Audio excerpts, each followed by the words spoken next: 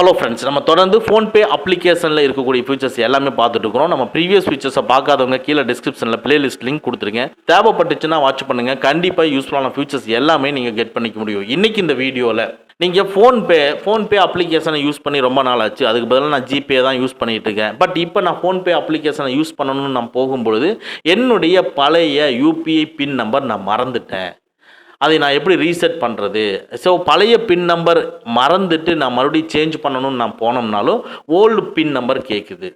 So old பின் number கேட்காம நான் அதை ரீசெட் பண்ண முடியாதானா? பண்ண முடியும். அதை எப்படி ரீசெட் பண்ணுறதுங்கிறதா இந்த வீடியோவில் பார்க்க போகிறோம். நம்ம ப்ரீவியஸ் வீடியோவில் ஆதார் கார்டை யூஸ் பண்ணி எப்படி ரீசெட் பண்ணுறதுங்கிறத பார்த்துருந்தோம். இன்றைக்கி இந்த வீடியோவில் டெபிட் கார்டை யூஸ் பண்ணி பழைய பாஸ்வேர்டை நீங்கள் மறந்தாலும் புது பாஸ்வேர்டை நம்ம செட் பண்ணிக்க முடியும். அது எப்படி யூபிஐ பின் செட் பண்ணுறதுனா இந்த வீடியோவில் பார்க்க போகிறோம். வாங்க நம்ம வீடியோக்குள்ளே போகலாம். ஃபஸ்ட்டு உங்கள் ஃபோன்பே அப்ளிகேஷனை ஓப்பன் பண்ணிக்கங்க. இதில் டாப்பில் இருக்கிற ப்ரொஃபைல் ஐக்கானை கிளிக் பண்ணிக்கங்க. இதுக்குள்ளே பேங்க் அக்கௌண்ட்ஸை கிளிக் பண்ணிக்கங்க. எந்த பேங்க்கோட யூபிஐ பின் செட் பண்ணணுமோ அந்த பேங்க்கை கிளிக் பண்ணிக்கங்க. அதுக்குள்ளே யூபிஐ பின்னுங்கிற இடத்துல ரீசெட்டுன்னு இருக்குது, சேஞ்சுன்னு இருக்குது. சேஞ்சுன்னு கொடுத்தீங்கன்னா ஓல்டு கேட்கும். ஸோ ரீசெட்டுன்னு கொடுங்க.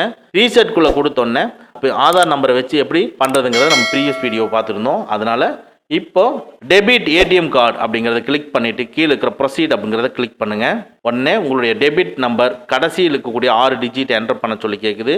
உங்களுடைய டெபிட் கார்டில் இருக்கக்கூடிய 6 டிஜிட் என்டர் பண்ணிவிட்டு அதோட எக்ஸ்பைரி மந்த்தும் இயரையும் கொடுத்துட்டு அதுக்கு கீழே இருக்கிற ப்ரொசீடை கிளிக் பண்ணிக்கங்க.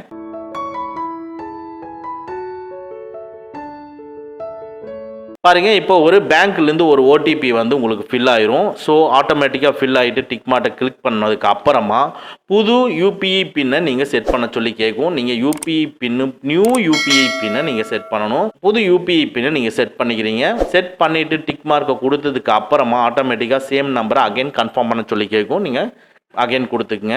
கொடுத்துட்டு ஓகே பண்ணிடுங்க. அவ்வளோதான். இப்போ டோட்டலாக ஒரு மெசேஜ் ஒன்று டிஸ்பிளே ஆகுது பாருங்கள். You have successfully set the UPI PIN அப்படின்னு செட் ஆயிடுச்சு.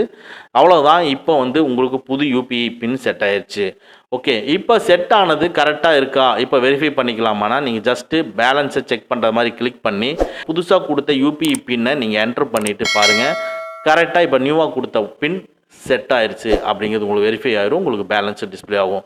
இந்த ஃபியூச்சர் அதாவது உங்களுடைய பழைய யூபிஐ பின் மறந்தாலும் டெபிட் கார்டை யூஸ் பண்ணி பழைய யூபிஐ பின் இல்லாமல் புதுசாக எப்படி செட் பண்ணுறது அப்படிங்கிறத பற்றி தான் இந்த வீடியோவில் பார்த்துருந்தோம். ஓகே ஃப்ரெண்ட்ஸ், அவ்வளோதான். இந்த வீடியோ உங்களுக்கு பிடிச்சிருந்தனா லைக் பண்ணுங்கள். உங்கள் நண்பர்களுக்கு மறக்காமல் ஷேர் பண்ணுங்கள். இந்த மாதிரி டெக்னிக்கலான விஷயங்களை நீங்கள் தெரிஞ்சுக்கணும்னா நம்ம சேனலை மறக்காமல் சப்ஸ்கிரைப் பண்ணிக்கங்க. கூடவே இருக்கிற பெல் ஐக்கானை ப்ரெஸ் பண்ணிக்க. நம்மளுடைய அடுத்த வீடியோ உங்களுக்கு உடனுக்குடன் தெரிய வரும். Thank you friends. Thank you very much. See you again in next videos.